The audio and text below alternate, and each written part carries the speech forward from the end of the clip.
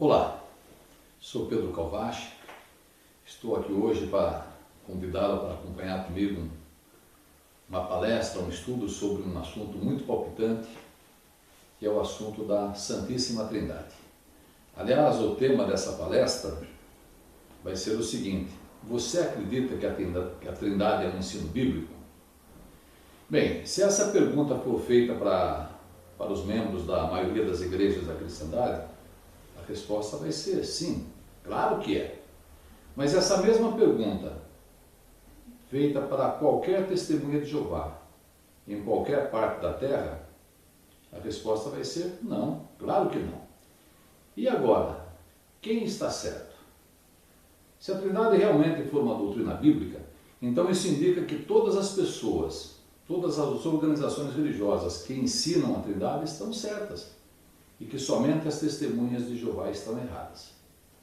Por isso, no decorrer dessa palestra, nós vamos analisar aqui tanto a história secular, como também a Bíblia Sagrada, que é a autoridade máxima para mostrar o que é uma doutrina ou um ensino bíblico e o que não é. Quero deixar claro que esse DVD que será feito agora não será comercializado, portanto não será vendido. Também deixar claro que o objetivo dessa palestra não é denegrir a imagem de ninguém, nem tampouco as instituições que ensinam a Trindade, as religiões que ensinam a Trindade. Aliás, só o fato de uma pessoa ser um pesquisador da Bíblia, a organização religiosa estudar a Bíblia e incentivar seus membros a estudar a Bíblia, já tem todo o meu respeito. Então o objetivo aqui não é denegrir ninguém. Então vamos começar analisando aqui a questão da Trindade. Vale a pena ressaltar que a palavra Trindade não aparece na Bíblia, nem tampouco o seu ensino, tanto que há uma dificuldade muito grande para os trinitaristas explicarem essa doutrina. Então, como é que surgiu a Trindade? Bem, como falei, nós vamos usar aqui a história e a Bíblia para mostrar as questões relacionadas com a Trindade. Eu tenho aqui em mãos o Pentateuco, a Bíblia Sagrada Pentateuco, baseada no texto Massoreto, de Sábado de Notos. E aqui, debaixo de Deuteronômio capítulo 6, versículo 4, ela tem uma nota indicando como é que os judeus acreditavam em Deus. Então, Deuteronômio 6,4, aqui na página 233, nós vamos ver assim, olha, fala que a doutrina judaica era eminentemente monoteísta, contrária sobre todos os aspectos à doutrina da existência de um Deus trino. Era contrária à religião egípcia que aceitava a Trindade. Então vejam que os egípcios já adoravam seus deuses em trindades. Não só os egípcios, mas também os babilônios, os assírios, os gregos, os romanos e outros povos pagãos. Isso é uma coisa simples, basta você pesquisar a história que você vai ver que o que estou falando é a mais pura realidade. Mas que dizer dos cristãos? Eu tenho aqui em mãos também o livro de H.G. Wells, História Universal, volume 2, e aqui na página 186, o historiador H.G. Wells, comentando sobre a história do mundo e também sobre a história do Império Romano, ele disse o seguinte, aqui na página 186, falando sobre quando Constantino começou a dominar o Império Romano. Diz assim: veremos dentro em pouco como toda a cristandade se divide mais tarde em discussões em torno da Trindade. Notem agora, não há nenhuma evidência de que os apóstolos de Jesus alimentassem tal doutrina. Então a história é clara em dizer que não há nenhuma evidência de que os apóstolos de Jesus alimentassem ou acreditassem na doutrina da Trindade. Bem, se a Trindade tem sua origem no paganismo, se a própria história mostra que nem os apóstolos de Jesus, e obviamente nem Jesus pregou a Trindade, então como é que surgiu essa doutrina no seio da chamada religião cristã, a ponto de ser considerada a doutrina central da religião cristã?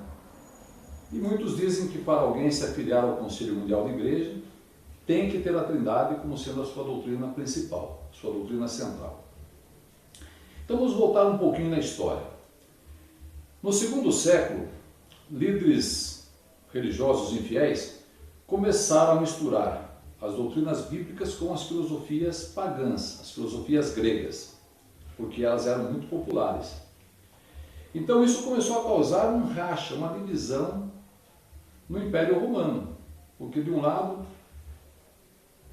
alguns começaram a acreditar na Trindade, misturando essa Trindade filosófica, misturada com os ensinos de Cristo, e do outro lado, aqueles que aceitavam a doutrina bíblica, de que a Trindade não se encontra na Bíblia e, portanto, é uma doutrina pagã. Então isso começou a criar uma divisão no Império Romano. No quarto século, quando Constantino assumiu de vez o Império Romano, ele ficou preocupado com essa divisão que estava surgindo em seu império. E ele viu que essa divisão, que poderia dividir o império em dois, o que corria mais perigo ali era com relação à doutrina da Trindade, porque a doutrina da Trindade estava dividindo o seu império. Então o que ele fez? Algo conhecido por muitos, ou pela grande maioria dos que estudam a Bíblia, ele convocou em 325 um concílio na cidade de Nicéia. É interessante que o livro História Universal, aqui na página 221, cita alguns detalhes desse concílio.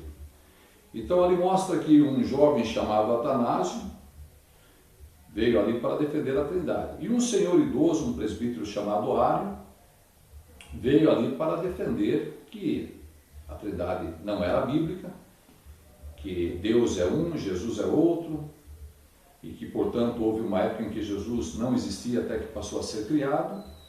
E Constantino, que era um adorador pagão do Deus Sol, ele estava ali para analisar quem estava com a razão. Mas como ele não entendia nada de assuntos teológicos, sabia muito pouco sobre o idioma grego, e o debate foi em grego, então Constantino se limitava em prestar atenção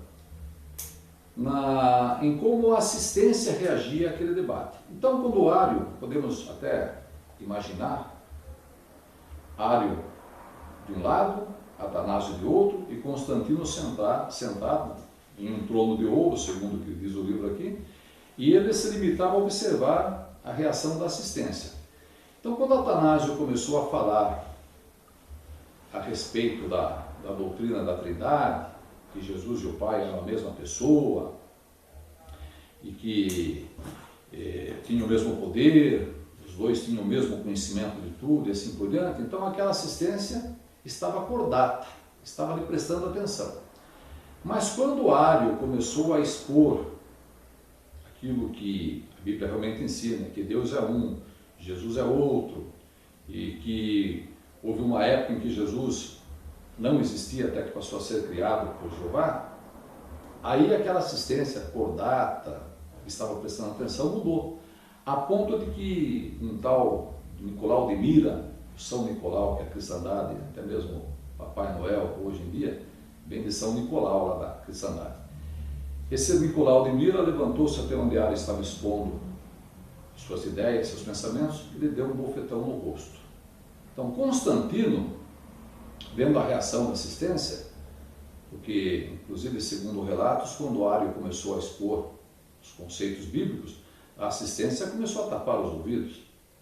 E Nicolau de Mira foi até Ário e lhe deu um bofetão no rosto. Então Constantino, sem dúvida alguma, ele instituiu a partir daquele momento, e vamos ver isso mais tarde, que a cristandade concorda com o que estou dizendo, por isso que eu falei, siga essa palestra até o fim, e você vai ver muitas coisas interessantes. Vocês vão gostar, tenho certeza disso. Então Constantino promulgou ali a chamada doutrina da Santíssima Trindade. Bem, mas aí surgiu um grande problema. Ali foi discutida a pessoa do Pai e do Filho. Para ser Trindade, tem que ter três. Então, no ano 381, foi convocado um outro concílio, agora na cidade de Constantinopla, e ali foi discutida a pessoa do Espírito Santo. Então, a partir dessa época, o Espírito Santo, que não era considerado pessoa, ele passou, a partir de 381, a ser considerado como sendo a terceira pessoa da Santíssima Trindade. Aliás, o livro História Universal, aqui na página 223, fala o seguinte, olha: observemos, entretanto, que se o cristianismo oficial tomar assim uma extraordinária semelhança externa com os cultos de Serapis, Amon ou Bel-Marduk. Então, mostrando que o cristianismo, então, a cristandade, passou a ter uma semelhança tremenda com os cultos que havia lá no Antigo Egito, que adoravam Trindade. E aqui vem dizendo que, aqui na página 224, fala assim, olha: e é bem manifesto que em muito da história do cristianismo desse tempo, o espírito de Constantino o Grande é tanto ou mais evidente do que o espírito de Jesus. Então, mostrando que Constantino, a partir daquele momento, promulgou, em 325, promulgou a Trindade. Em 381 foi discutido em Constantinopla ali que o Espírito Santo passaria a ser a terceira pessoa da Santíssima Trindade. E aí tomou essa forma muito parecida com os cultos pagãos dos egípcios, babilônios e assim por diante. Bem, mas aí surgiu uma outra questão. Se a Trindade coloca o Filho como sendo Deus, o Deus Filho, ele teve uma mãe quando esteve aqui na Terra. Então convocaram outro concílio na cidade de Éfeso, onde já havia adoração da deusa mãe, e Maria passou a ser mãe de Deus. Já em 451, fizeram outro concílio em Calcedônia, e ali promulgaram que Jesus tinha duas naturezas, 100% homem e 100% Deus. Com isso, os trinitaristas procuraram fechar todos os argumentos e todos os textos que mostram que Jesus, ele é menor que o Pai, como ele mesmo falou em João 14, 28, que vamos analisar mais para frente. Então, qual a reação do trinitarista? Não, ele é menor que o Pai porque ele estava na terra como homem. Se um versículo dá a entender de longe, que Jesus é Deus, está vendo? Aí ele está falando como Deus. Então, isso foi promulgado em 451 no Concílio de Calcedônia, onde podemos dizer que a expressão Deus Filho foi cunhada. Por isso que a Trindade diz que o Pai é Deus, o Filho é Deus e o Espírito Santo é Deus. Essa expressão Deus Filho é bom ressaltar que não aparece na Bíblia. Vamos ver mais à frente. A Bíblia aparece a expressão Filho de Deus, nunca a expressão Deus Filho, que veio, por assim dizer, de Calcedônia, 451, aquele concílio que houve ali. Bem, mas a cristandade, ela tinha que fazer muitas coisas para tentar substanciar essa doutrina. Então, o que os trinitaristas procuraram fazer? Procuraram mudar a Bíblia. Já que a Bíblia não ensina a Trindade, vamos mudar a Bíblia. Tanto que isso é verdade, eu tenho aqui em mãos 2 folhetos, este e este. Bem, o que eu quero destacar aqui? Em 1 Timóteo 3,16, você pode pegar as traduções Almeida, traduções católicas, e você vai ver que esse texto fala de Jesus. Algumas expressões usam essa expressão Hos, tem um acento para a palavra ter um som aspirado, Hos. Muitos traduzem como ele ou aquele. Mas então o que aconteceu? No 5º século, e muitos falam 6º século, 5º, 6º século, uma mãozinha deu uma força, pegou essa expressão aqui e puxou um risco no meio e a expressão ficou rezando Theos. Então aquele ou ele virou Deus.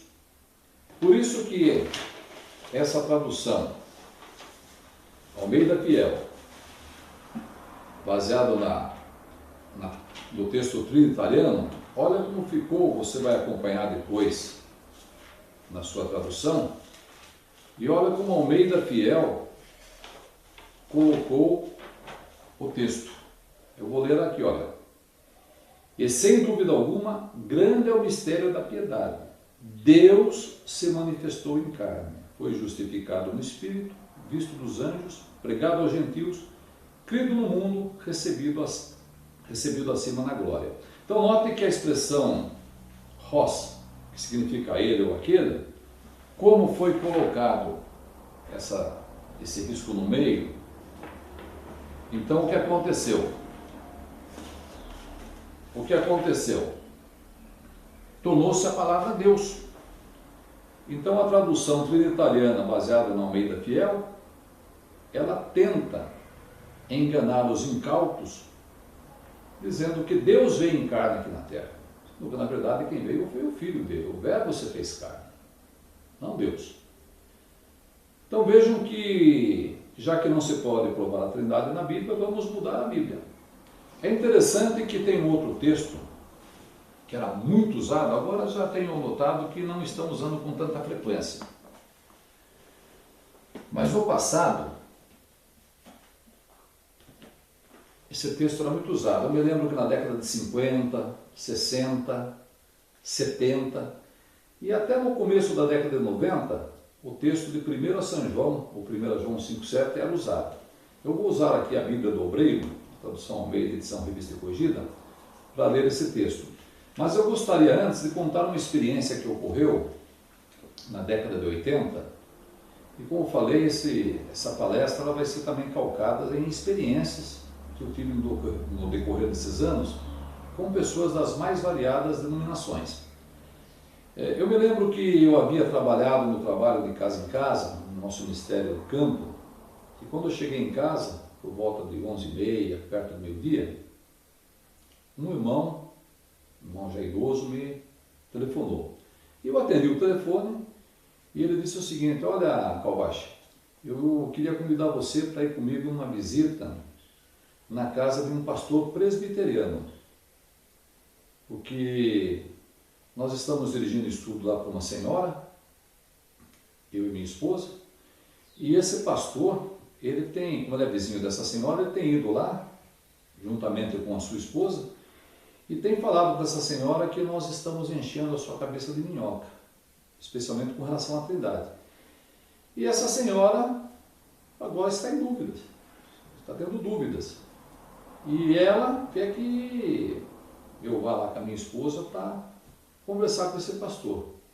Aí eu me lembro que eu falei o seguinte para ele, eu falei: olha, você sabe que eu tenho compromissos hoje à tarde, se essa palestra não passar das 4 horas, das 16 horas, eu vou com você lá, sem problema nenhum. Então nós fomos. Quando chegamos na casa daquele senhor, desse pastor, já no chegar notamos que a palestra ia ser bem animada, porque tinha muitos carros na frente da casa dele. E quando entramos, realmente, isso se confirmou. A sala estava cheia, a sua garagem, a garagem onde ele guardava o seu carro, também tinha muitas pessoas, e ali haviam pastores, professores e professoras de escola dominical. O cenário já estava armado, por assim dizer.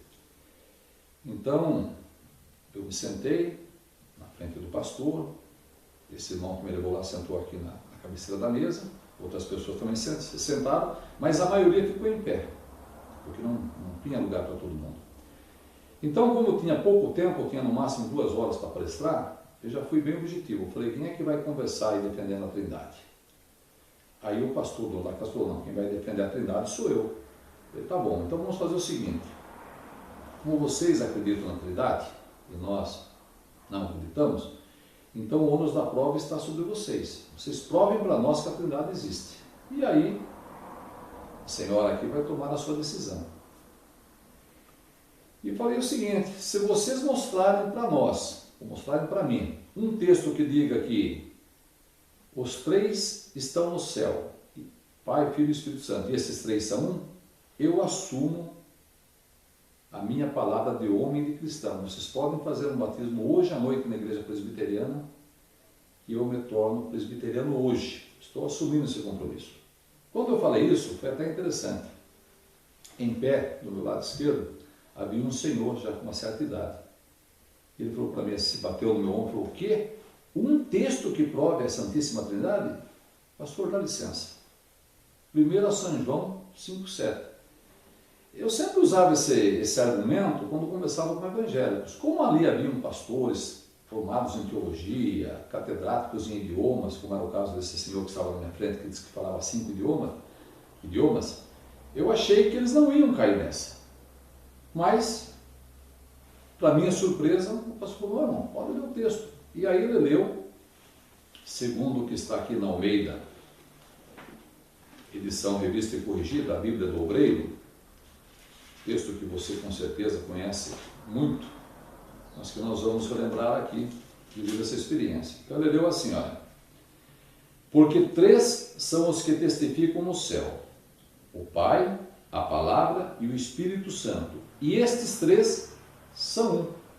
E aí ele fechou a Bíblia e falou, olha, bateu no meu ombro de novo e falou assim, olha, hoje não é possível fazer um batismo para batizar o senhor, mas hoje o senhor já vai ser meu convidado especial, vai sentar do meu lado, vai ser meu convidado, vai sentar do meu lado, e domingo que vem nós vamos fazer um batismo para batizar o senhor.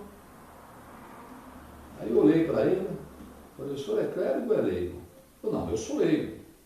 Meu filho que está aqui na minha frente, ele é pastor, mas eu frequento a igreja do pastor fulano, que era o dono da casa. Tá certo, então, felizmente o senhor vai ter que aprender algo hoje aqui, seu fulano. Porque esse texto, como o senhor citou, não tem na Bíblia. Esse texto foi acrescentado. Quando eu falei isso, para minha surpresa, esse senhor falou o seguinte para o pastor, ô pastor, o moço aí está falando que esse texto que eu li não tem na Bíblia. E deu um sorriso, não? Aí o pastor disse o seguinte, falou, olha irmão, esse texto não tem na Bíblia deles. Manda ele mostrar na Bíblia de Jerusalém se não tem o texto. Eu fiquei surpreso, porque afinal de contas, um pastor, teólogo, uma pessoa que disse que falava 5 idiomas, dizer uma coisa dessa, mas, para a surpresa dele, eu tirei a Bíblia de Jerusalém da pasta, falei, por favor, mostre então para mim o texto. E aí ele ficou alguns segundos, examinando e falou para aquele senhor, irmão, realmente o texto não existe mesmo. E aí eu falei, pode dar uma lida aí do lado, que você vai ver uma explicação de como é que surgiu esse versículo, uma glosa acrescentada. Aí houve uma questão constrangedora ali na sala, porque aquele senhor, ele fechou o zíper da Bíblia e falou assim, irmãos, pastor, 35 anos defendendo a Trindade baseado nesse texto, e hoje eu vim saber que esse texto não existe. E ele saiu realmente de uma maneira bem contundente da sala, e da sala eu ouvi ele lá na garagem depois conversando com as pessoas e falando alto, como é que pode uma coisa dessa? 35 anos acreditando na Trindade em função desse versículo, e hoje vim saber através de uma testemunha de Jeová que o texto não existe? Bem, talvez vocês estejam pensando, e aquela senhora que estava ali, analisando quem estava com a verdade? Ela se tornou testemunha de Jeová. Então vejam que foi muito produtivo estarmos ali aquela tarde conversando com aquelas pessoas, porque essa senhora, algum tempo depois, se tornou testemunha de Jeová. Bem, como já falei, eu não estou aqui para denigrir a imagem de ninguém, nem nenhuma instituição religiosa. Estou contando apenas aquilo que realmente ocorreu comigo, como tem ocorrido com milhares e milhares de irmãos quando participam de palestra. Mas vamos voltar novamente à questão da Trindade. Como a Trindade não conseguiu mudar a Bíblia, porque à medida que o tempo foi passando, novos manuscritos foram surgindo e as pessoas foram ficando mais esclarecidas, então a Trindade, os trinitaristas passaram a usar um outro artifício, o artifício da força. Então agora, quem não aceitasse a Trindade era perseguido e era morto. Olha que coisa terrível. Tanto que isso é verdade, que a história mostra que muitas pessoas foram perseguidas e mortas por não aceitarem a Trindade. Eu vou citar apenas um relato bem conhecido, que é do médico espanhol Miguel Servet. Esse médico Miguel Servet, ele era famoso, inclusive, aliás, a própria medicina deve a Miguel Servet a descoberta, foi o primeiro médico europeu que descobriu como que funciona a circulação do sangue humano no corpo, o sistema venoso com o sistema arterial. Então, Miguel Servet era um cientista, por assim dizer. Mas ele era uma pessoa estudiosa, estudava a Bíblia. Então Miguel Serveto entrou de frente, tanto para a igreja católica como para a igreja protestante. Então o que aconteceu? Visto que não conseguiam dissuadi-lo dele entregar seus folhetos e divulgar que a Trindade era uma doutrina pagã, então a igreja católica procurou matá-lo. Montou um esquema para matá-lo na França, mas Miguel Serveto conseguiu fugir. Então a igreja católica fez o seguinte, pegou um boneco, escreveu Miguel Serveto no peito, levou até uma praça movimentada e queimou aquele boneco. E dizia, estamos queimando o boneco porque o Miguel Serveto não está aqui, senão ele seria queimado. Aí Miguel Serveto veio para a Suíça.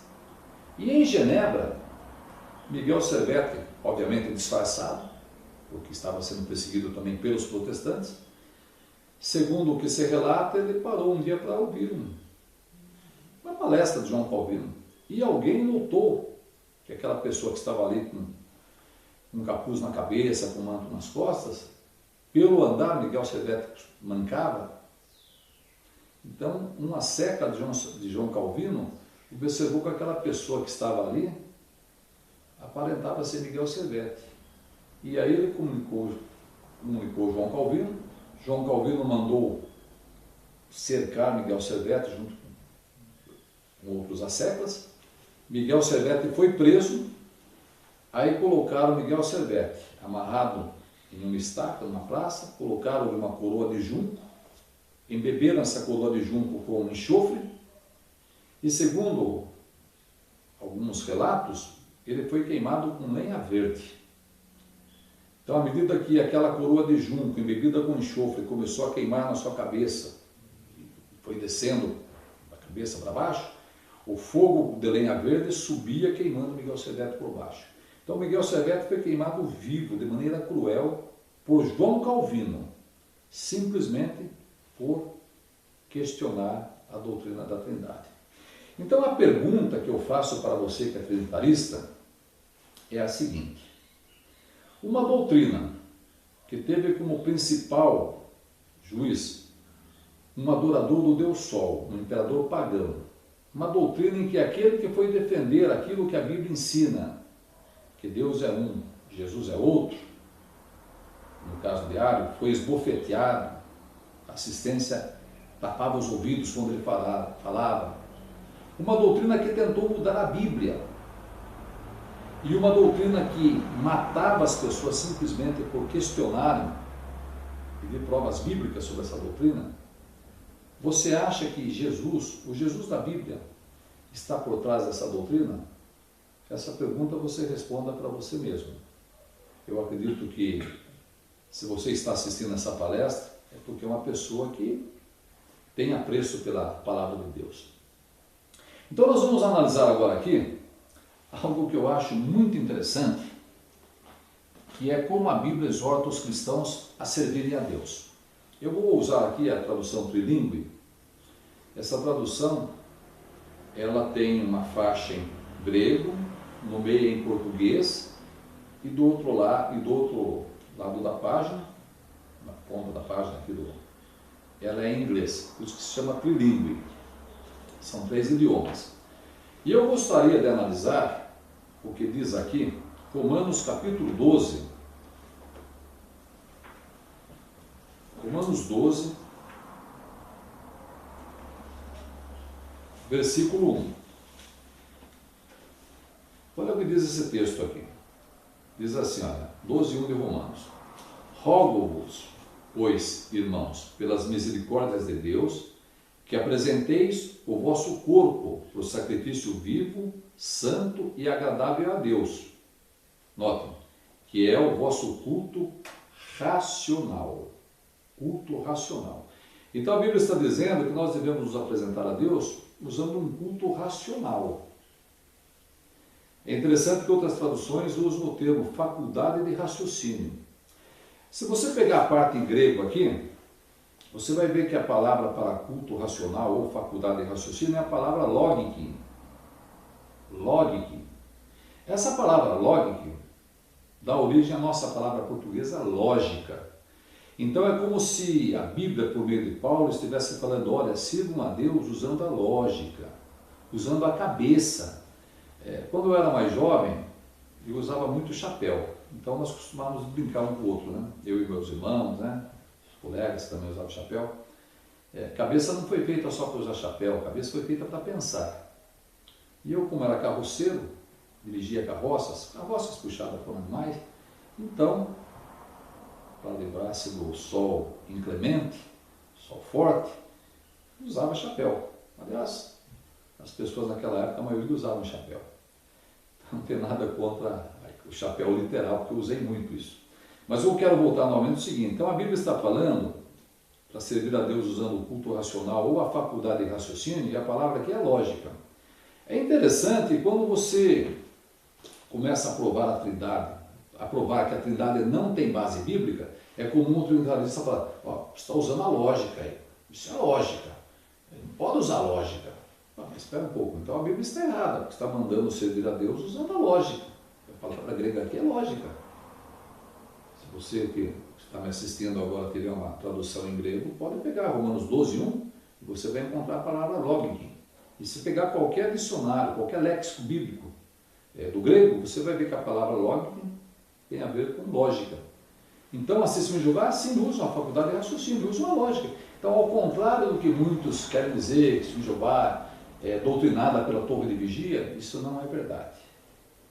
Quando você se torna se me julgar, você aprende a raciocinar. Esse é o grande diferencial, inclusive nas palestras. Tem muitas palestras por aí rodando, filmadas. Eu não tenho nenhuma, mas tem muitas palestras aí. Esses dias caiu uma na internet aí, tem quase 20 anos atrás, eu nem sabia, nem me lembrava mais dessa palestra. E tem muitas. E quando você assiste essas palestras, você vê que as Jeová usam a cabeça, o raciocínio, a lógica, que é o grande diferencial. Então nós vamos ver aqui como é que os trinitaristas tentam explicar a Trindade. Por exemplo, um dia conversando com um pastor evangélico, ele, quando se viu perdido, que não conseguia provar, disse o seguinte, olha Pedro, a Trindade é como o ovo. Como o ovo. Clara, gema e casca. Eu falei, puxa, que explicação bonita, hein? Muito linda essa explicação do senhor. Trindade com ovo. Outro já falou que a Trindade é como óculos. Lente, armação, aí tirou o estojinho da cinta e coloca dentro. Trindade. Já um outro pastor, inclusive teólogo, pessoa estudada, falou, a Trindade, Pedro, é como uma minhoca. Falou lá um tipo de minhoca, que nem me lembro agora. É como uma minhoca que ela se entra dentro dela mesma e se gera. E, puxa, a Trindade é uma minhoca. Então, olha as explicações absurdas que no decorrer dessas décadas servindo a Jeová que eu tenho ouvido. E você deve ter ouvido também explicações terríveis sobre a Trindade. Mas eu gostaria de contar aqui uma experiência. Eu já conhecia essa ilustração, mas algum tempo atrás eu estava esperando uns irmãos em frente a uma igreja e lá estava o pregador, o clérigo, pregando. E ele estava falando sobre o mistério da Santíssima Trindade. E é interessante que aí ele evocou a pessoa de Santo Agostinho. E ele disse o seguinte, olha irmãos, a Trindade é um mistério. Santo Agostinho, ele queria entender a Trindade. E ele começou a perder noites de sono, não conseguia dormir, ansiedade, nervoso, porque queria entender a Trindade e não conseguia. Aí o que ele fez? Ele foi morar em uma cabana, em uma praia deserta, porque ali ele achava que o silêncio daquele local, o ruído do mar, aquela vida simples que ele levaria ali, ele poderia meditar e chegar a ponto de entender a Trindade. Mas na verdade ele não estava conseguindo entender. Aí conta-se que numa certa madrugada, Santo Agostinho levantou-se e foi caminhar na praia, descalço, para se acalmar, e quem sabe ali ele poderia receber uma revelação de Deus, dizendo como era realmente a Trindade. E aí ele foi andando naquela praia deserta, né, madrugada, e ele viu ao longe um garotinho e com uma canequinha na mão, fez um buraquinho ali no chão, na praia, e com aquela canequinha ele corria até o mar, pegava a água do mar com aquela canequinha e jogava naquele buraquinho. Aí Santo Agostinho foi se aproximando, chegou perto do garoto e ia para o garoto, corria até o mar lá com a canequinha, pegava a água e jogava no buraquinho. Aí Santo Agostinho disse que cruzou os braços, olhou para o garoto e falou: garoto, você está fazendo o que aí? Aí o garoto falou para ele o seguinte: olha, eu vou pegar toda a água do mar com essa canequinha e jogar dentro desse buraquinho aqui. Aí Santo Agostinho falou: ô menino, que é isso? Pôs a mão carinhosamente na cabeça do garoto e falou: imagine, menino, você nunca vai conseguir colocar toda a água do mar com essa canequinha dentro desse buraquinho? Imagine. Aí o garotinho olhou para Santo Agostinho e falou: olha, é mais fácil eu colocar toda a água do mar com essa canequinha nesse buraquinho que você entender a Trindade, viu? Sabe quem era o garoto, irmãos? Era o menino Jesus. Santo Agostinho nunca mais se preocupou com a Trindade. Agora a pergunta é: parece isso uma história real ou parece mais um conto de carochinha? Muita gente acredita nisso. Então vejam como tento explicar a Trindade. Bem, eu tenho aqui em mãos, por isso que vale a pena você acompanhar essa palestra. Tem muita coisa interessante. Muitas coisas, obviamente, que é de conhecimento comum, mas tem muitos detalhes. Por exemplo, eu tenho aqui em mãos essa revista adventista, a revista adventista de julho de 2007, O Deus da Bíblia. Conheça 10 razões bíblicas para crer na Trindade. E eles se esforçam para explicar a Trindade. Quero dizer que essa revista aqui, adventista de julho de 2007, a página é a página 12. Quero mandar um abraço aqui para os adventistas, tenho muitos amigos adventistas. Sempre que posso assisto a TV Novo Tempo, programas maravilhosos, didáticos. Então nada contra a instituição nem contra pessoas. Simplesmente achei interessante a maneira como eles tentam explicar que é a Trindade. Então preste atenção. Aqui na página 12 diz assim, olha, a unidade divina. Para concluir, podemos dizer que a formulação da Trindade é baseada na revelação pessoal de Deus. Karl Barth disse, vejam como esse teólogo define a Trindade. Deus revela a si mesmo. Ele revela a si mesmo, através de si mesmo, ele revela a si mesmo. Olha que coisa clara, bem lógica. Vou repetir. Deus revela a si mesmo. Ele revela a si mesmo, através de si mesmo, ele revela a si mesmo. Olha que clareza, né? Aí vem aqui a explicação que talvez ajude a entender aqui então. Diz assim, olha, é correto, portanto, adotar o paradoxo bíblico de um Deus singular, plural, uno e triuno. Deus não é complicado, mas é complexo. Ao passo que certas interpretações trinitarianas são antibíblicas, o conceito é bíblico. Notem, longe da rigidez, impassibilidade e a temporalidade das presunções metafísicas, a divindade bíblica é composta por 3 pessoas, reais, eternas e iguais, o que não significa uma simetria absoluta em todos os detalhes. Alguém entendeu alguma coisa? Então vejam que se enrola e não se explica nada. Não falei? Se esforçaram, mas algo totalmente confuso. É interessante que fala-se que a definição da Trindade é que Deus o Pai é Deus, o Filho é Deus e o Espírito Santo é Deus. São 3 pessoas distintas e Deus é um só. Essa é a definição do dogma da Trindade, o código atanasiano, o credo atanasiano. Mas eu gostaria de ver, de analisar com vocês, essa tradução aqui é a Bíblia Rei Jaime. E aqui na página 254, ali quando Jesus chega para ressuscitar Lázaro, no capítulo 11 de João, veja que interessante. E veja que lógica que existe aqui, olha. João capítulo 11, versículo 41. Então diz assim, olha. Então tiraram a pedra, João 11, 41. Então tiraram a pedra da entrada do lugar onde o homem morto estava deitado. E Jesus, levantando seus olhos aos céus, agradeceu. Pai, dou-te graças porque me ouvistes. Então, o texto é claro. Jesus na terra, o Pai no céu, e ele ora a Deus. Pai, dou-te graças porque me ouviste. Aí vem a explicação. Tem o número 8 aqui pedindo para examinar o pé da página. Número 8. Jesus já havia orado, mas ora novamente em voz alta para que o povo creia. Notem, que ele e o Pai são a mesma pessoa. Olha que coisa lógica. Ele na terra, o Pai no céu, ele ora ao Pai, e agora a explicação aqui do pé da página diz que ele orou para que as pessoas que estavam ali acreditassem que ele e o Pai são a mesma pessoa. Tem lógica, né? Olha que interessante. Você acredita nisso, né? Bem, mas aqui citou ele e o Pai. Então vamos ver agora a Trindade completa. Página 473.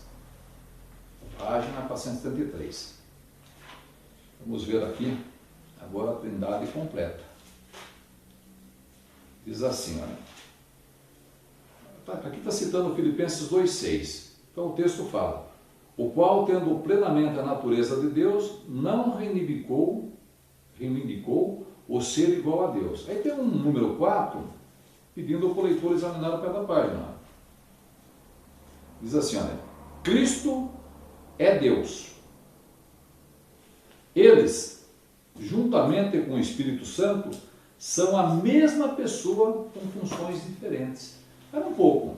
Cristo é Deus e eles, aí no plural, juntamente com o Espírito Santo, são a mesma pessoa com funções diferentes. Então agora aqui completou a Trindade dizendo que os três são a mesma pessoa. Tradução Rei Jaime. Bom, mas é uma tradução que está falando. Então tem aqui agora em mãos o livro da Casa Publicadora Adventista, o livro Segue-me, você talvez até conheça. Aqui na página 171, falando aqui da Trindade, está aqui, olha. Jeová é Jesus, a mesma pessoa. Jeová é Jesus, a mesma pessoa. Livro Segue-me, da Igreja Adventista, Casa Publicadora Adventista, página 171. Então a questão é, tem lógica, né? Tem lógica. Então estão percebendo o diferencial quando se usa a faculdade de raciocínio?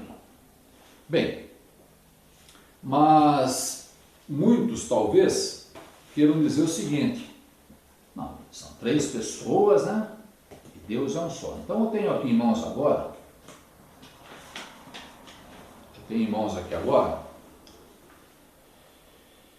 o Cristologia, Doutrina de Cristo, Pneumatologia, Doutrina do Espírito Santo, página 34, curso de Teologia para o Instituto Alfa, Assembleia de Deus. Olha a explicação que dá aqui agora. Nomes que revelam sua comunhão com o Pai e o Filho. Um dos maiores mistérios que a Bíblia contém é o que trata da Trindade. Notem, 3 deuses distintos pessoais, mas que ao mesmo tempo são apenas um. 3 deuses. Ali, os 3 uma pessoa só. Agora aqui 3 deuses. Então, é claro, quando o trinitarista fala de Trindade, o Deus Pai, o Deus Filho e o Deus Espírito Santo, está falando de 3. É óbvio. Na cabeça do trinitarista, talvez ele não queira externar isso, porque vai contra o dogma que ele acredita ou diz acreditar. Mas, na verdade, na cabeça dele são 3. Eu me lembro que, em certa ocasião, eu estava conversando de casa em casa e um senhor muito humilde me atendeu. E quando começamos a raciocinar sobre a questão de Deus e Jesus, ele disse o seguinte para mim: olha, meu amigo, você vai querer dizer para mim que são 2?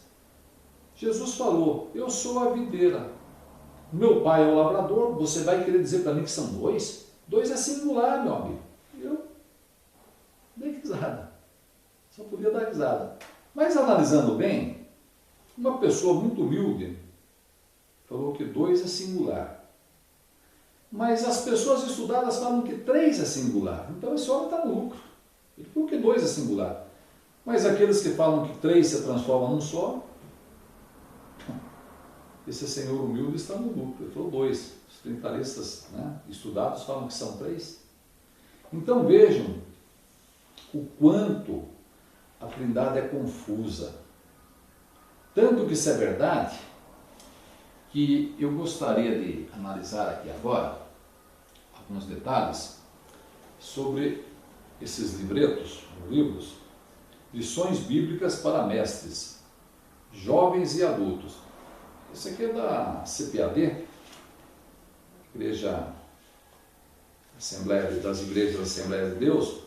Quero dizer também que tem muitos amigos assembleianos, são pessoas extremamente educadas, pessoas que se preocupam em estudar a Bíblia. Então aqui também não estou criticando ninguém da Assembleia, nem a instituição Assembleia de Deus. Só estou achando aqui interessante a maneira como eles colocam a questão. Por exemplo, aqui na página 12 desse folheto, vamos achar que é a página 12, fala algo interessante.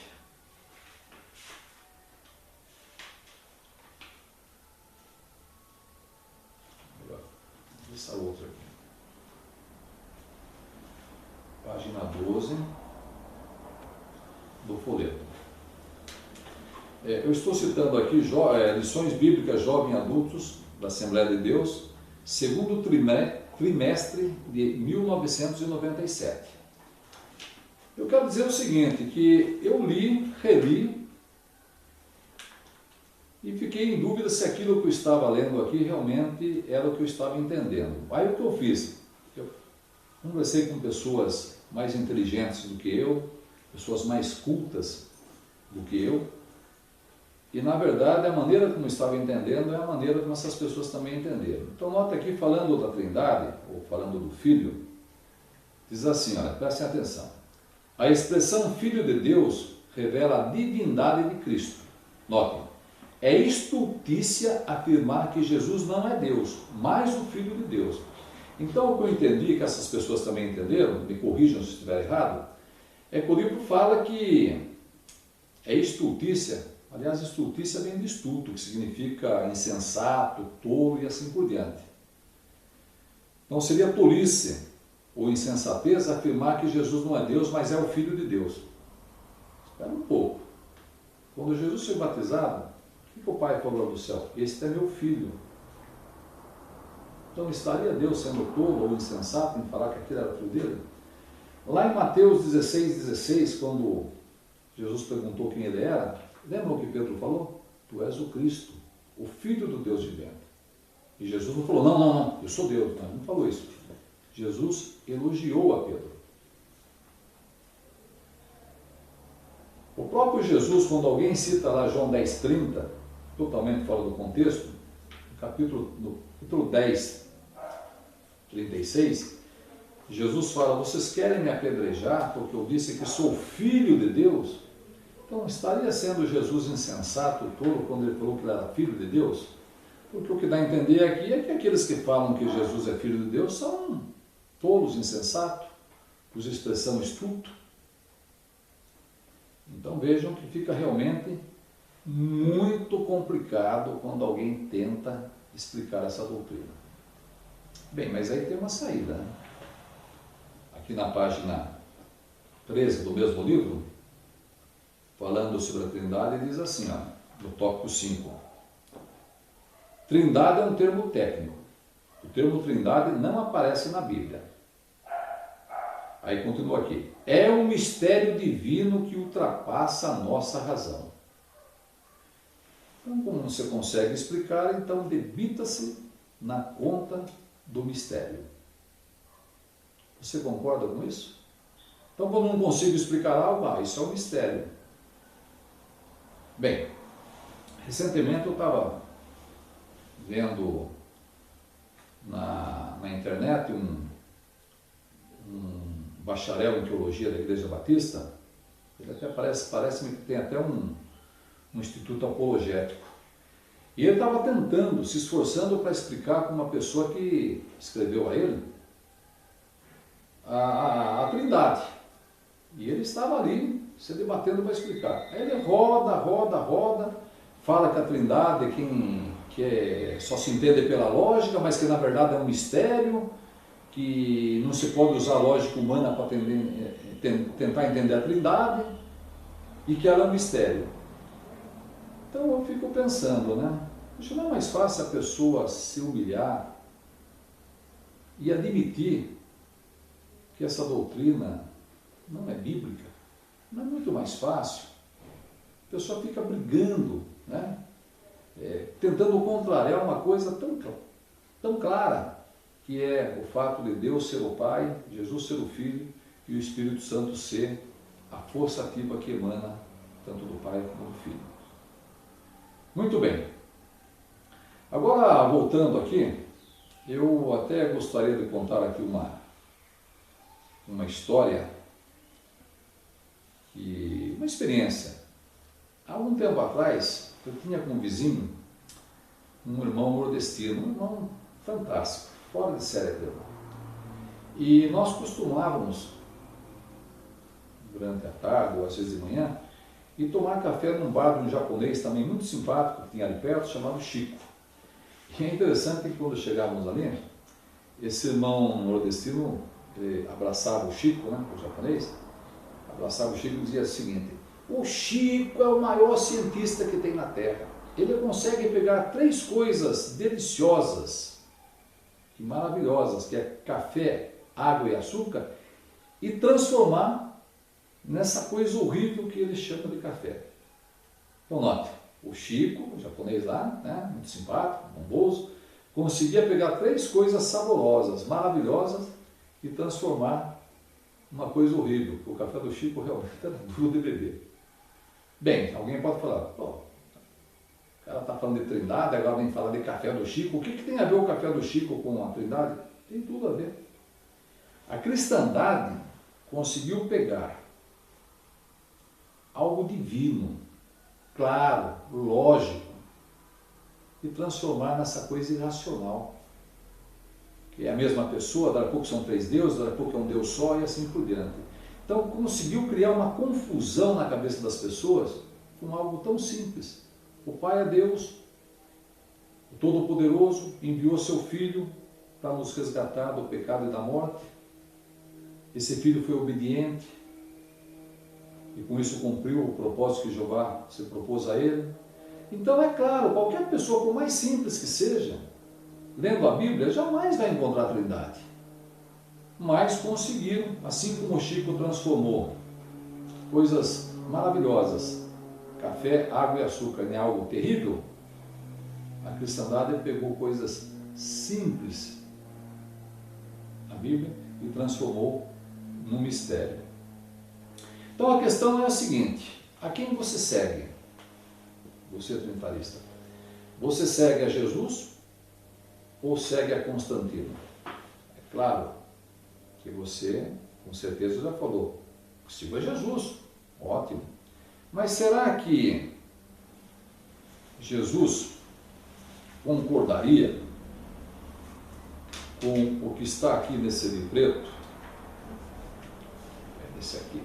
Esse aqui é lição para jovens e adultos também. Esse é de... deixa eu ver que ano que é aqui. Esse é de 2006, primeiro trimestre de 2006. Aqui na página 4, falando sobre orientação pedagógica, anote que interessante que diz o livro. Fala assim, olha: o cristianismo possui diversos símbolos que representam a fé cristã. A cruz, o peixe, o lábaro de Constantino, entre outros. Vamos falar um pouco aqui. Não vamos discutir a questão da cruz nem do peixe. O lábaro, ou o estandarte de Constantino, representa a fé cristã. Constantino, um adorador pagão, adorava o Deus Sol. Segundo consta, batizou-se quando já estava para morrer. Que muitos questionam se esse batismo realmente foi algo que estava no coração, foi o que estava na ânsia da morte. E, aliás, esse estandarte de Constantino, aconteceu o seguinte: no ano 312 ele estava para empreender uma guerra lá, um conflito armado contra pessoas lá que eram seus inimigos, e disse que um dia antes dele ir para essa guerra, ele viu ali numa visão um estandarte com uma cruz que dizia, né, sob este signo vencerá, ou sobre este símbolo vencerás. E aí, colocar esse símbolo como símbolo do cristianismo, o símbolo que representa uma fé cristã. Bom, daqui a pouco vamos colocar Constantino como sendo santo também, o São Constantino. É para você pensar, meu amigo, porque realmente é complicado. É interessante quando falamos que essa trindade que a cristandade defende vem lá do quarto século, talvez muitos até questionem, né? Não tem nada a ver. Eu estou aqui em mãos com duas folhas aqui, a página 203 e a 210 da revista Defesa da Fé, edição especial Melhores Matérias dos Últimos 4 Anos, página 210. O artigo é este: ninguém vos julgues pelo sábado. Ninguém vos julgue pelos sábados. É uma matéria do apologista Nathanael Rinaldi, que é uma pessoa muito respeitada nos meios evangélicos, pelo seu conhecimento. E aqui o apologista, pastor Nathanael Rinaldi, ele está dando uma resposta para um pastor adventista chamado pastor Bullion. Esse pastor, ele falou sobre a questão da guarda do domingo ter ser de origem pagã, porque foi o imperador Constantino que colocou a guarda do domingo como sendo um dia santo. Aí o apologista Nathanael Rinaldi, dando uma resposta em forma de perguntas para o pastor Bullion, ele diz assim aqui na página 210, revista Defesa da Fé, edição especial Melhores Matérias dos Últimos 4 Anos. Diz assim, olha: as testemunhas de Jeová ensinam em seus livros que a doutrina da Trindade foi firmada no Concílio de Nicéia em 325 ano Domini, presidido por Constantino. Se o senhor Bullion admite que a instituição do primeiro dia da semana como o dia do Senhor em memória da ressurreição de Cristo é de origem pagã, porque Constantino decretou esse dia de guarda ao se tornar cristão, os adventistas deveriam ser chamados de pagãos por adotarem a doutrina da Trindade, em cujo concílio foi instituída essa doutrina? Então o que ele fala? Se a instituição como o dia do Senhor no domingo é de origem pagã, porque foi Constantino que promulgou, então vocês adventistas deveriam também ser chamados de pagãos porque advogam a Trindade? A Trindade também foi adotada num concílio presidido por Constantino. Então vejam que realmente se complica quando tenta se defender algo que biblicamente é indefensável. Muito bem, agora nós vamos falar sobre os contrastes encontrados entre a Bíblia e a doutrina da Trindade. Eu gostaria de começar analisando aqui, primeiramente, João 17:3. João capítulo 17, versículo 3. Visto que a Trindade é algo assim difícil de entender, né? Vamos ver se biblicamente isso se torna veraz. É um texto muito conhecido, você já conhece, obviamente, mas nós vamos analisar aqui.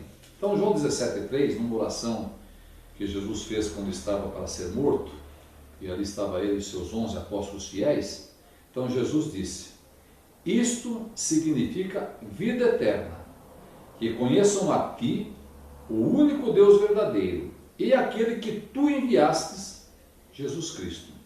É difícil entender isso? Jesus orando ao Pai: olha, isto significa vida eterna, que conheçam a ti como o único Deus verdadeiro, e a Jesus,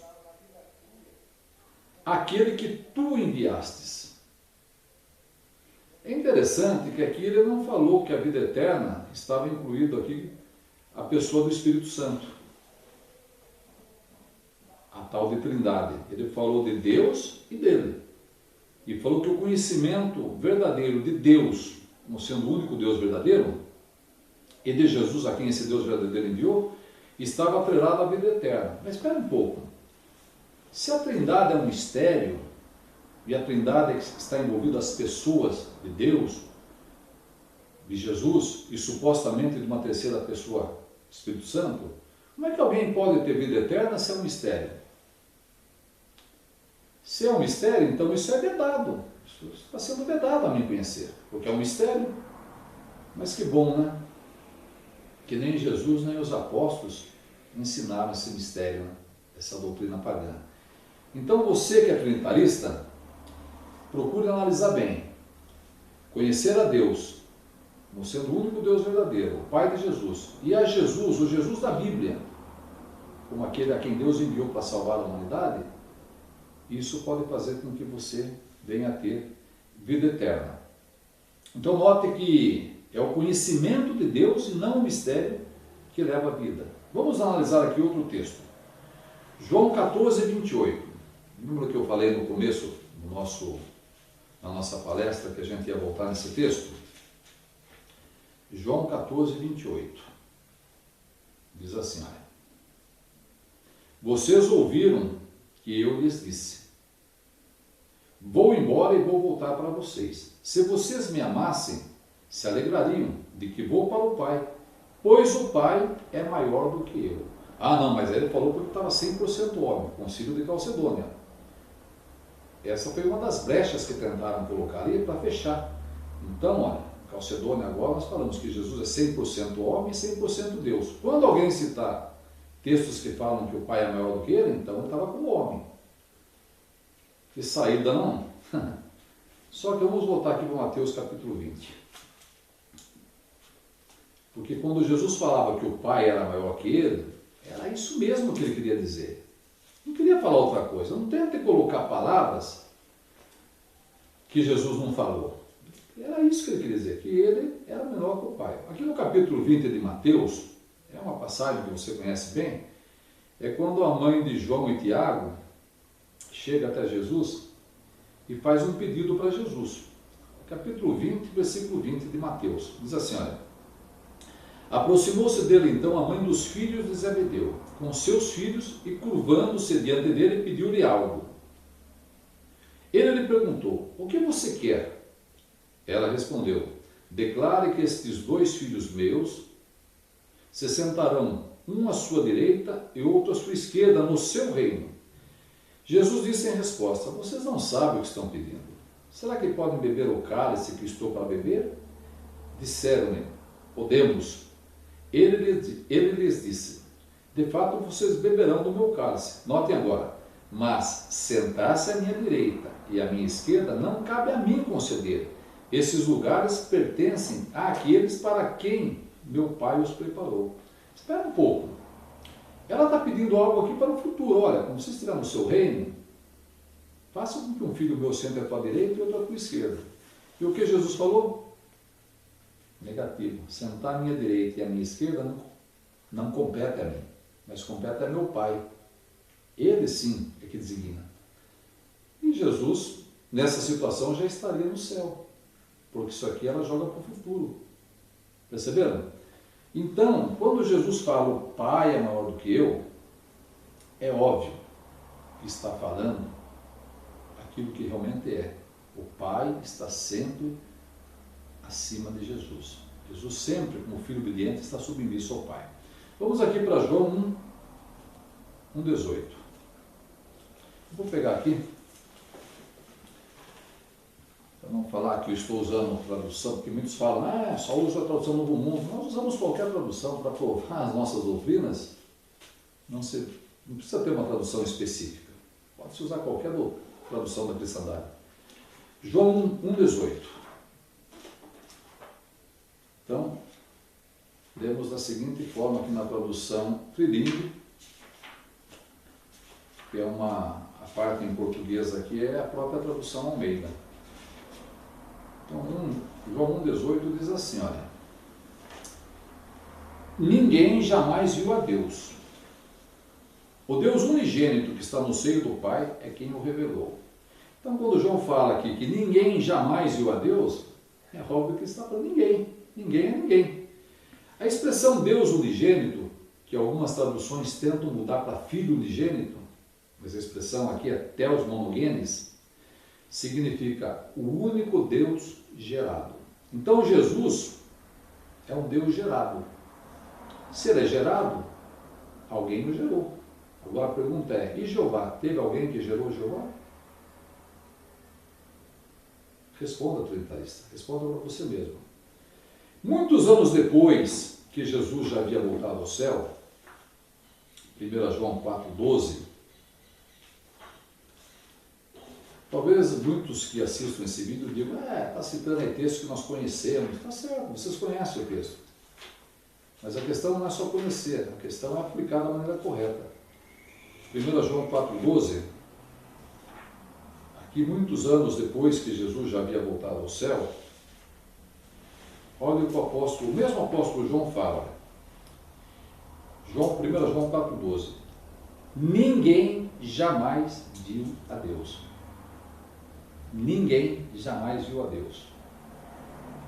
Se amarmos uns aos outros, Deus permanece em nós e o seu amor é em nós aperfeiçoado. Então o ponto é, Jesus na terra passou aqui 33 anos pregando, convivendo com as pessoas, e depois que ele voltou ao céu, João continuou dizendo, Deus nunca foi visto por ninguém.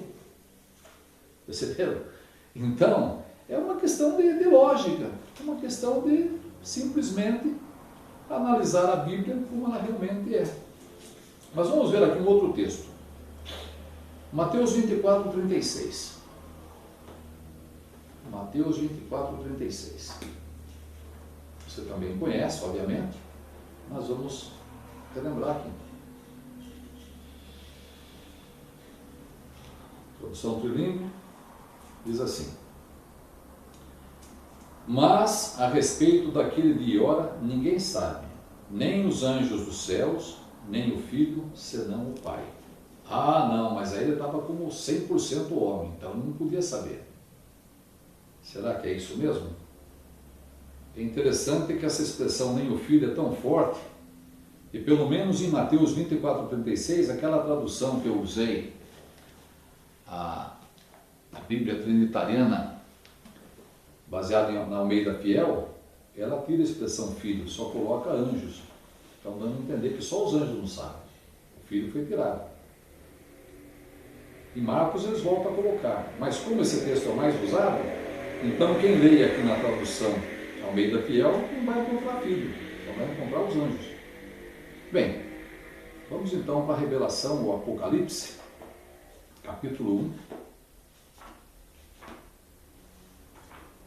Apocalipse, capítulo 1, versículo 1. Aqui, Jesus recebendo do Pai a revelação para ver as coisas que iriam ocorrer no princípio, e iriam ocorrer no futuro, melhor. Então aqui, ele passou através de um anjo para João, né? Apocalipse 1, diz assim, olha, revelação de Jesus Cristo que Deus lhe deu.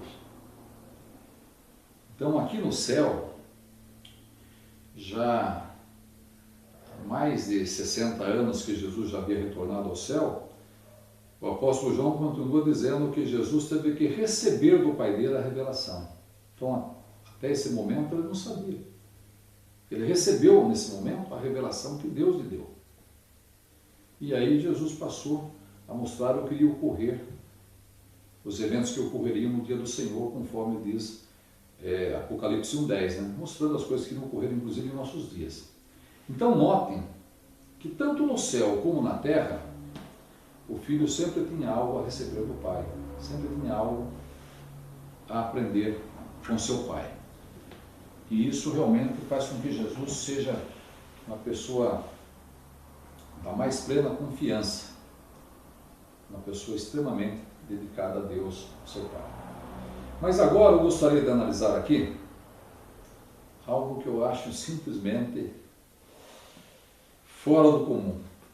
A tentar atrelar João 3,14, ou melhor, Êxodo 3,14, tentam atrelar Êxodo 3,14 com João 8,58. Eu estou aqui com a Septuaginta, e quando eu pego a Septuaginta e vejo no grego Êxodo 3,14, a expressão usada aqui é a expressão ego eimi horon, que é eu sou o ser. Essa é a expressão da Septuaginta, está aqui na minha mão. Eu sou o ser. E quando Jeová fala para Moisés, ele não usa eu sou enviou a vós, dirás ao faraó ou aos filhos de Israel, eu sou enviou a vós. Ele usa horon enviou a vós.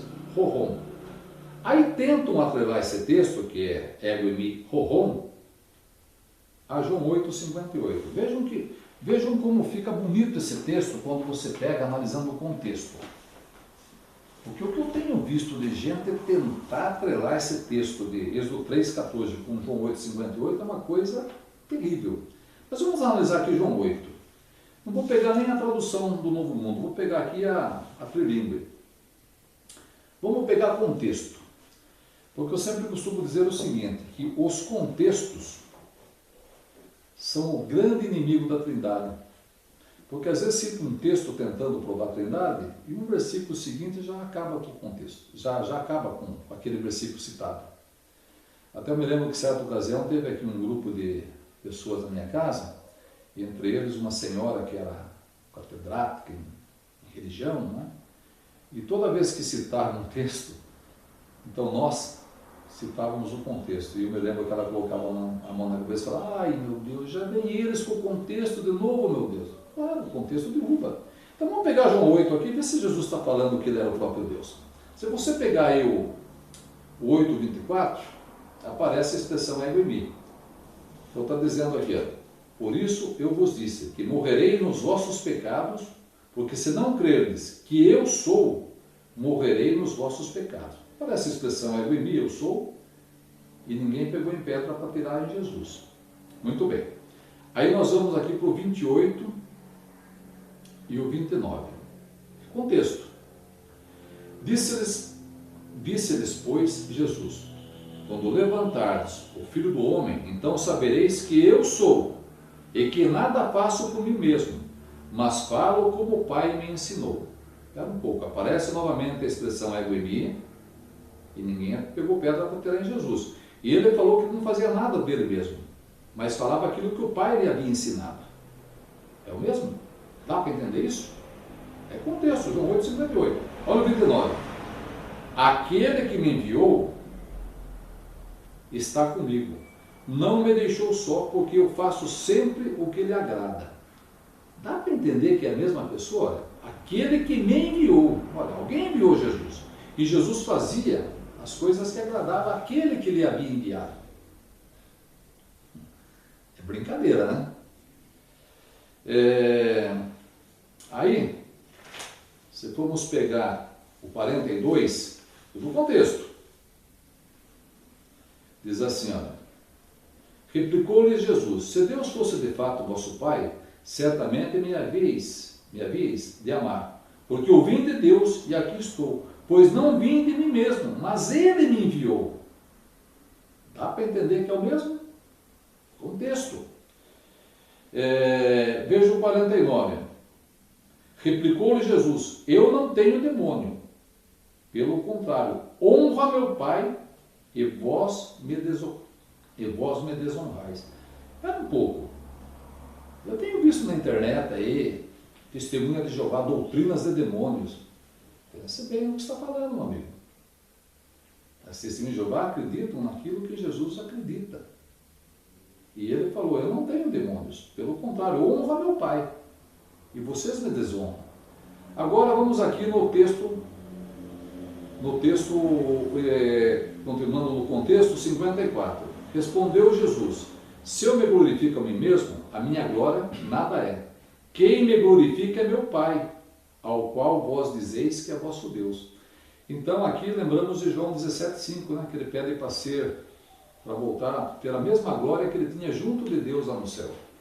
Então note, quem me glorifica é meu Pai. Aí entramos no 57. Perguntaram-lhe, pois, os judeus, ainda não tem 50 anos e viste Abraão? Respondeu-lhe Jesus, em verdade eu vos digo, antes que Abraão existisse, eu sou. Ah, tá vendo? Olha lá o Êxodo 3,14. Bom, nós vimos aqui que quando fala lá de Êxodo 3,14, é ego e mi horon, eu sou o ser. Então Jesus não falou eu sou o ser, falou eu sou. O contexto mostra, aí entra a questão do contexto. O contexto mostra que a questão aqui é a idade, não tem nada a ver com identidade. É como se alguém perguntasse para mim, qual o seu nome? Eu respondesse, eu tenho 63 anos. Não respondi, porque pergunto o meu nome, eu respondo minha idade. Então seria mais ou menos isso.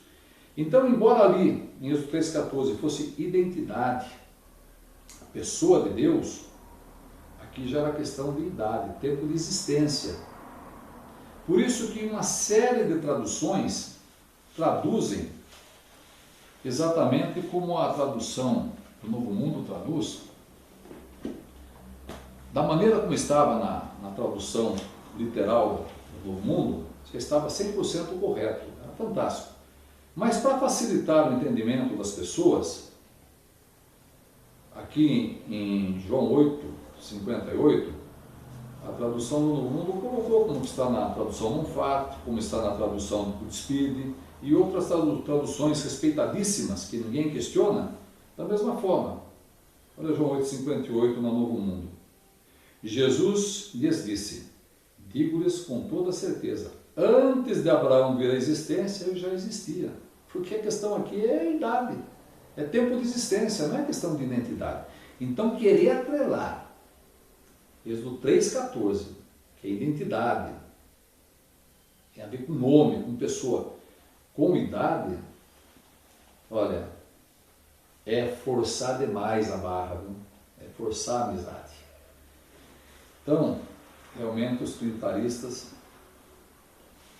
ficam numa situação muito embaraçosa. Mas vamos pegar aqui um outro texto. Deuteronômio 6,4. Esse também é fantástico. Deuteronômio 6,4. Então aqui Moisés está fazendo lá um discurso para os judeus. E aí quando chega aqui no 4, Moisés diz assim, olha, escute, ó Israel, Jeová, nosso Deus, é um só Jeová. Então o que os trinitaristas tentaram fazer agora? Isso é uma ofensa para o Deus da Bíblia, uma ofensa para o Deus de Israel. Aqui, uma palavra Deus é Elohim, Elohim é plural de Deus. Então, Moisés está falando de uma trindade, negativo. Olha o 14. Não sigam outros deuses, nenhum dos deuses dos povos ao seu redor. Os povos pagãos, os egípcios, os babilônios, aquele pessoal todo, adoravam trindades. Moisés está contrastando. Nosso Deus, se eu falo, eu estava conversando com meu irmão na casa dele, e ele sempre falava, nosso pai, óbvio que estou falando que tem um pai só. A expressão nosso pai já indica que é um pai só. Então quando Moisés fala, nosso Deus, já matou tudo. Nosso Deus, um só.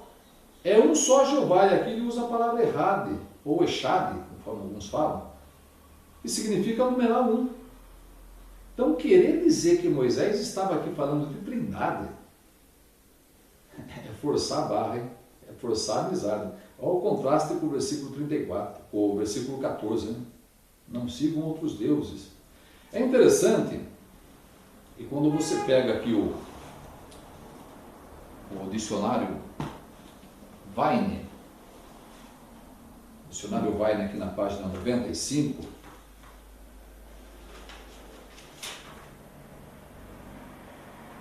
esse aqui é da Assembleia de Deus, da Casa Publicadora das Assembleias de Deus. Olha o que diz na página 95. Elohim, plural de majestade. Então aqui a questão é plural de excelência, plural de majestade. É muito comum o hebraico, quando quer denotar uma ideia de grandeza, ele colocar a palavra no hebraico. Por exemplo, aqui no Brasil, quando eu quero falar que uma pessoa é rica, eu posso usar a expressão, fulano é milionário, é um ricaço. O cara é mais que rico. No hebraico, quando usando essa mesma expressão, em vez de falar que ele é milionário, ricaço, usa a expressão ricos. Então já você sabe que ele é mais que rico, ele é uma pessoa muito mais que rica. Usa a expressão no plural. Tanto que essa é verdade, e quando se quer falar, por exemplo, quando se falou lá de José, o grande senhor lá do Egito, que em Gênesis 42:30, aqui os filhos de Jacó falando lá sobre aquele homem que eles não sabiam ainda que era o irmão dele, José. Então os irmãos de José falando lá para Jacó, o homem que é senhor do país falou conosco. Espera um pouco. O homem que é senhor do país. Sabe qual a expressão que eles usaram aqui? Usaram a expressão senhores. Usaram a expressão senhores, porque ele era mais que um senhor, ele era, comandava lá o país. Usou a expressão aqui, Adoné. Por quê? Porque José ali era mais do que um simples senhor. Era usado como um plural de excelência, de alguém que realmente era maior.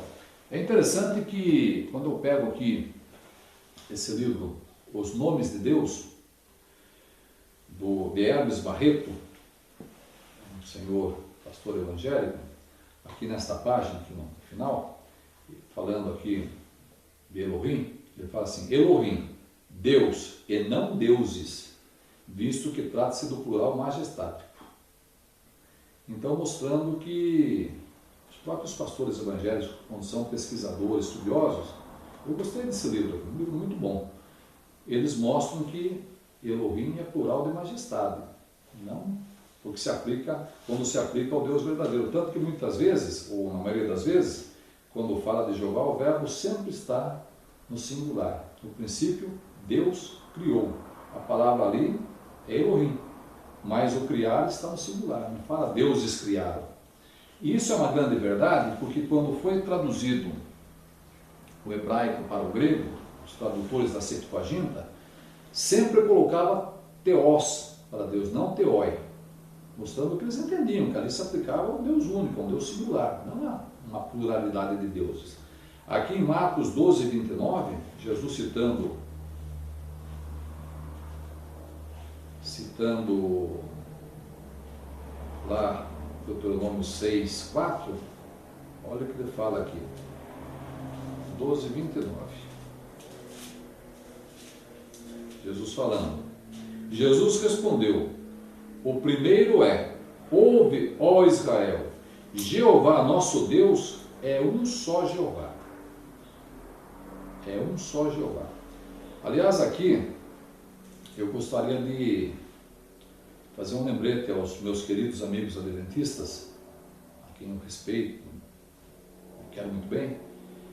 Quando vocês falam que Deus é uma trindade, lembre-se que vocês estão violando já o primeiro mandamento, hein?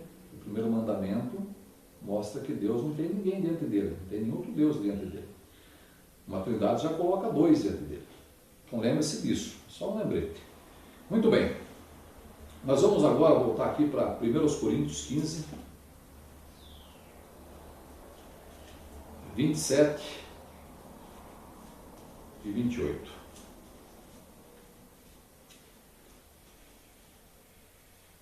Diz assim,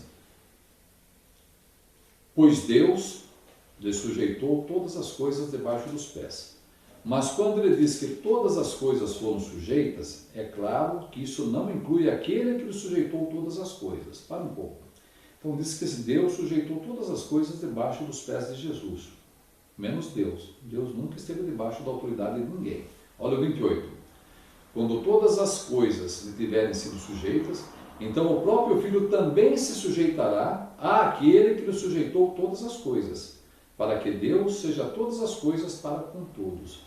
Então, mostrando aqui claramente que, tanto no céu como na terra, o Filho está sujeito ao Pai. Não tem como contrariar essa verdade bíblica. Não adianta jogar, não pode usar a lógica, isso é um mistério. Não se engana a si próprio. Não seja que nem aquele propagandista calvo que fazia propagandas de remédio para nascer cabelo. Nem ele acreditava naquilo que ele estava falando. Uma pessoa que não tem cabelo vai fazer propaganda de um remédio que faz nascer cabelo. É óbvio que ele mesmo, por mais que fosse um bom ator, sabia que, no fundo, que não tinha nada a ver. Por isso que voltando aqui agora, ou indo para frente aqui em Apocalipse 3,12, Jesus disse o seguinte, deixa eu ver, Apocalipse 3,12, aquele que vencer, eu farei coluna no templo do meu Deus, e ele de modo algum sairá dali, e escreverei sobre ele o nome do meu Deus, e o nome da cidade do meu Deus, a nova Jerusalém que desce do céu da parte do meu Deus e o meu próprio novo nome. Então, num só versículo, Jesus chama a Jeová Deus 4 vezes de meu Deus. E ele já estava no céu. Agora me mostra um único versículo que mostra Jeová chamando alguém de meu Deus. Porque Jesus tinha alguém que era o Deus dele. Paulo, no seu começo de cartas, nas suas cartas, no momento ele começa, o Deus e Pai de nosso Senhor Jesus Cristo. Claro, Paulo não era trinitarista, ele era cristão. Um outro detalhe interessante que eu gostaria de relembrar, eu citei aqui 1 Coríntios 15, 27 e 28, eu tenho uma experiência interessante. No tempo que as nossas assembleias eram em Cosmópolis, há muitos anos atrás, eu me lembro que uma vez, na hora do almoço, que o tempo era servido almoço nas assembleias, um irmão me chamou para apresentar uma pessoa que estava ali visitando na assembleia. Era um senhor presbiteriano, estava ele e a esposa. Ele tinha acabado de almoçar e aí esse irmão me chamou ali para conhecê-lo. Então começamos a conversar e ele falou sobre a Trindade. Então ele disse o seguinte, olha Pedro, eu até concordo com vocês na questão de Jesus quando estava aqui na terra ser menor que o Pai, mas quando ele voltou ao céu, ele voltou a ser igual ao Pai, com o mesmo poder. Aí eu me lembro que, de maneira despretensiosa, visto que ali estava lá no almoço, aquele barulho, aquele burburinho, tinha a Bíblia que ele usava, estava ali do lado dele, e eu peguei a Bíblia e falei, então, por favor, seu fulano, leia esse texto de 1 Coríntios 15, 27 e 28 e veja o que o senhor entende. E ele leu uma vez, leu a segunda, leu a terceira, e aí, o que o senhor entendeu?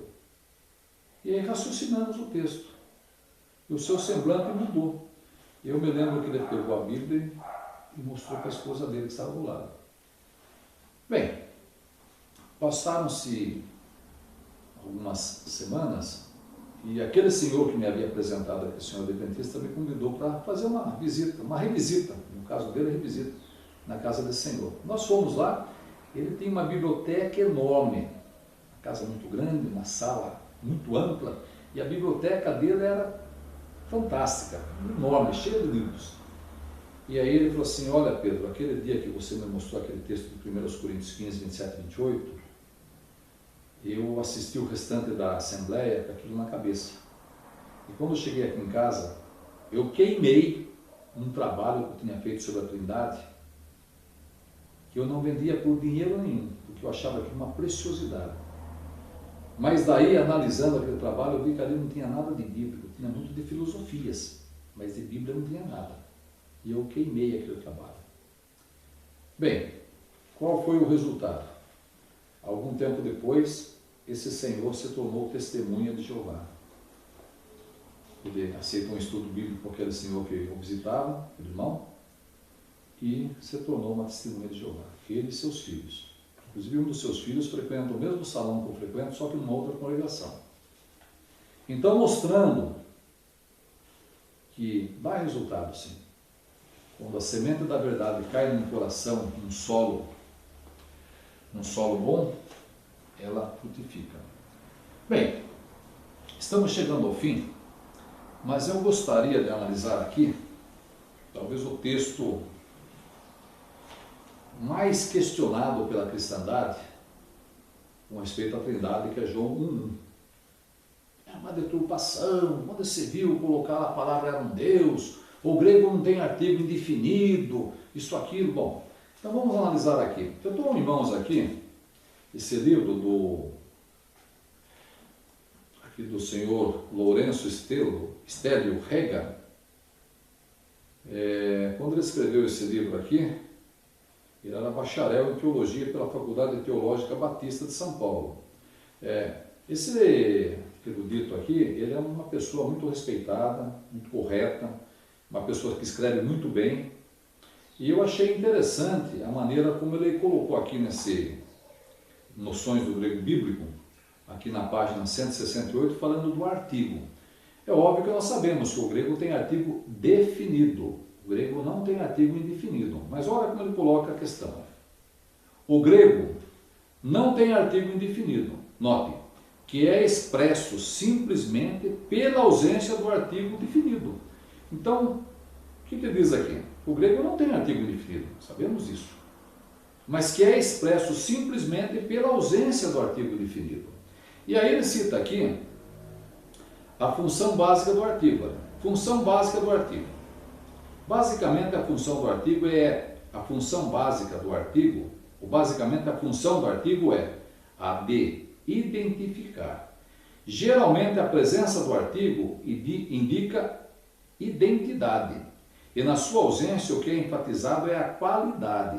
Então quando você tem o artigo na frente, o que é identificado ali é a identidade. A ausência do artigo, o que é enfatizado é a qualidade. Aí ele cita como exemplo aqui, João capítulo 1, versículo 1. Então está aqui, ó, a palavra estava com Deus, vai estar aqui entre parênteses, com a pessoa de Deus. E a palavra era Deus, ou, entre parênteses, era de qualidade ou essência divina. Então note, esse livro é claro. Tanto que isso é verdade, que pegando aqui essa cópia de João 1, do cópia saídico, isso aqui é por volta do ano 200. Portanto, é algo bem mais antigo do que aquilo que foi discutido no Concílio de Nicéia. Ah, os de Jeová são discípulos de Ário. Não, somos discípulos de Cristo, testemunhas cristãs de Jeová. Não somos discípulos de ninguém, somos discípulos de Cristo. E esse cópita saídico em João 1, visto que o cópita tem tanto o artigo definido como indefinido, como tem no português e no inglês, os cristãos cóptas entendiam como que era João 1 naquele tempo. Diz assim, olha, no princípio era a palavra, e a palavra estava com o Deus, e a palavra era um Deus, e um Deus era a palavra, ou a palavra era um Deus. Então, mostrando que no idioma cópita que tem o artigo indefinido, eles entendiam que ali quando João fala que a palavra estava com o Deus, e a palavra era Deus, óbvio que a palavra não era o próprio Deus, porque senão teria o artigo definido. Tanto que isso é verdade, que a tradução do Novo Mundo, achei muito feliz a maneira como a tradução do Mundo colocou João 1 aqui. Primeiro que ela tirou o colchete lá do artigo indefinido 1. O que você tem no português não precisa. Ela colocava para indicar que aquilo foi inserido para dar sentido à frase. Mas agora ela colocou que a palavra era um Deus. E um Deus, o artigo 1 ali, indefinido, sem o colchete. E no pé da página ela dá como opção, ou era divina. Essa expressão era divina é a mesma expressão que o doutor Carvalho Luz, aqui no Novo Testamento Interlinear, aqui em João 1, é uma tradução que tem o grego em cima e o português embaixo, uma excelente tradução também. E ele coloca aqui em João 1 da seguinte forma: no princípio era a palavra estava com o Deus, e Deus era a palavra. Mas ele coloca como opção também a palavra era divina. Então, mostrando que, mesmo pessoas que, provavelmente esse senhor até seja utilitarista, não sei, mostra que a palavra divina é uma opção correta também a ser traduzida. A tradução do Novo Mundo colocou no pé da página. Era um Deus ou era divina. Bem, talvez agora, já chegando no final da nossa palestra, eu gostaria de analisar apenas 3 textos bíblicos em que você, trinitarista, tire suas próprias conclusões. O primeiro texto que eu vou ler aqui é de 1 João 4,15. 1 João 4,15. O texto é autoexplicativo e você que acredita na Trindade, e acredito que seja uma pessoa muito sincera, talvez deva, ao deitar, colocar a sua cabeça no travesseiro, lembrar desse texto também. 1 João 4,15 diz assim, olha, quem reconhece que Jesus é Filho de Deus, com ele Deus permanece em união e ele em união com Deus. Note que João não fala aqui, né? Quem diz que Jesus é Deus, mas fala que quem reconhece que Jesus é o Filho de Deus.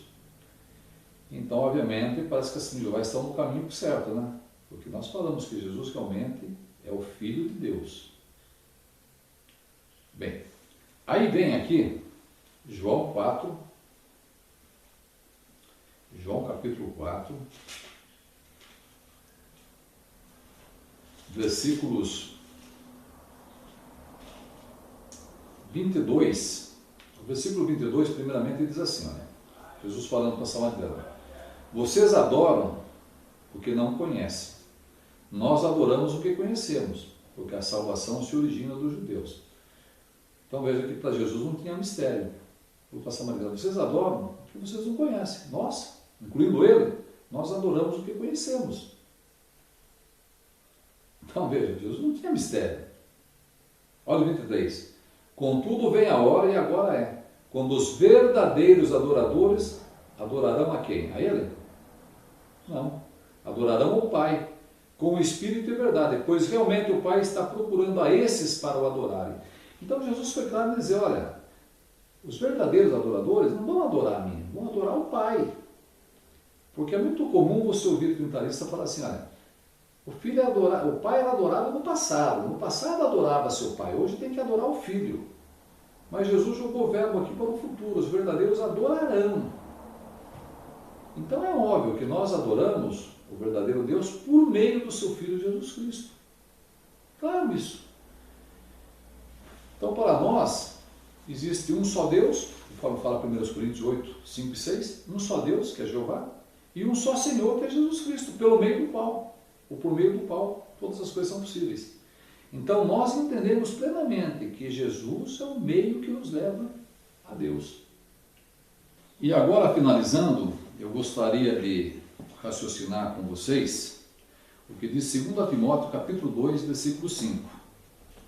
Diz assim, e mesmo nos jogos, quem compete não é coroado, a menos que tenha competido segundo as regras. Então o que Paulo está dizendo aqui? Que mesmo nos jogos, se alguém competir, mas não seguir as regras, ele não recebe o prêmio. Ilustrando, imagine que alguém jogando bola marque um belo gol, mas se ele estiver impedido, óbvio que o juiz vai anular, porque ele não seguiu as regras. Até numa competição, esse pessoal que gosta de lutas, imagine que um lutador leve o outro a nocaute, mas se ele usou um golpe baixo, essa luta ele perde. Mesmo que o outro esteja desmaiado, nocauteado, o juiz dá a vitória para aquele que competiu segundo as regras. Se isso se dá com humanos, tem que competir segundo aquilo que é regra, ou segundo aquilo que são regras. O que dizer da Bíblia? Óbvio que Jeová tem suas regras. E aquele que quer servir a Deus, servindo a Deus da forma como ele acha que deve ser, e não segundo aquilo que Deus quer que ele faça, obviamente que essa pessoa poderá ter a grande decepção de não receber o prêmio final, que é a vida eterna. Então, por isso, pense nisso. Eu costumo até brincar com aquela propaganda que tinha no passado, né? Não faça do seu carro uma arma. Eu digo para você, Não faça do seu dogma uma arma, porque a vítima pode ser você. Então sirva a Deus segundo as regras dele, segundo as regras que ele estipulou na sua santa palavra, a Bíblia Sagrada. Por isso, encerrando aqui agora, eu quero que você não fique magoado comigo, com aquilo que eu falei, porque afinal de contas eu procurei passar aquilo que a Bíblia mostra, tanto na questão histórica, como mais importante ainda, na questão bíblica. Por isso, analise, pense, reflita, e a próxima vez que for conversar com o Senhor Jeová, atenda-o com carinho e muita atenção. Obrigado.